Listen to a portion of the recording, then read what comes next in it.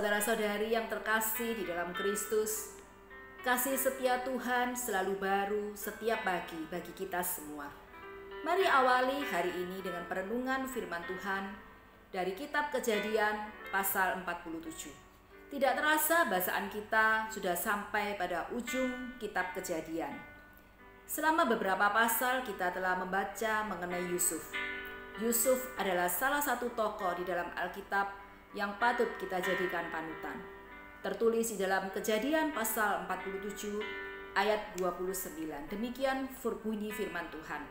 Ketika hampir waktunya bahwa Israel akan mati, dipanggilnyalah anaknya Yusuf dan berkata kepadanya, "Jika aku mendapat kasihmu, letakkanlah kiranya tanganmu di bawah pangkal pahaku, dan bersumpahlah bahwa engkau akan menunjukkan kasih dan setia kepadaku.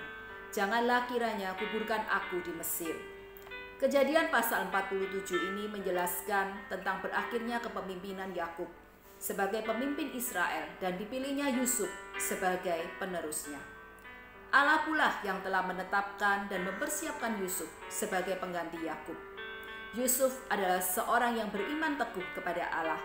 Selain itu, dia juga merupakan seorang yang memiliki integritas dan konsistensi hidup sepanjang hidupnya.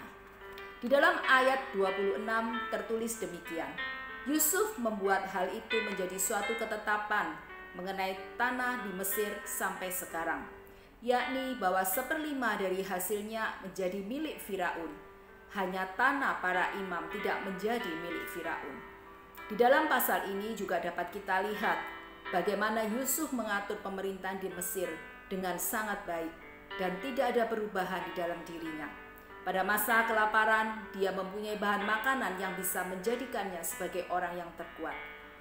Yusuf pun melakukan tanggung jawab dengan baik, berusaha dengan sekuat tenaga untuk Firaun yang menjadi tuannya, dan tidak menyalahgunakan kekuasaan yang dimilikinya. Oleh karena itu, dia mendapat penghormatan dari orang-orang. Yusuf memberikan teladan integritas hidup bagi kita semua. Sebagai seorang Kristen, hendaknya setiap kita harus memiliki integritas hidup yang baik dalam setiap aspek kehidupan kita. Artinya, dimanapun kita berada, terlebih di dalam aktivitas pekerjaan kita sehari-hari, milikilah integritas hidup yang tinggi.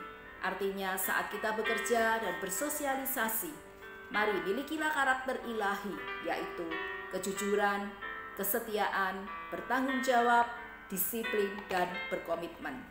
Namun di atas semuanya itu, yang terpenting kita juga harus selalu hidup menyertakan Tuhan dan tunduk kepada Tuhan.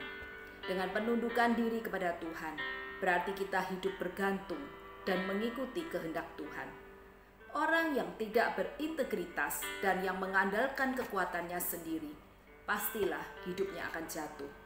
Diberkatilah setiap kita yang berintegritas hidup yang baik dan hidup tunduk kepada Tuhan. Kolose pasal 3 ayat 23 mengingatkan kita semua, apapun yang kamu perbuat, perbuatlah dengan segenap hatimu, seperti untuk Tuhan dan bukan untuk manusia. Amin. Selamat beraktivitas sepanjang minggu ini. Tuhan Yesus memberkati kita.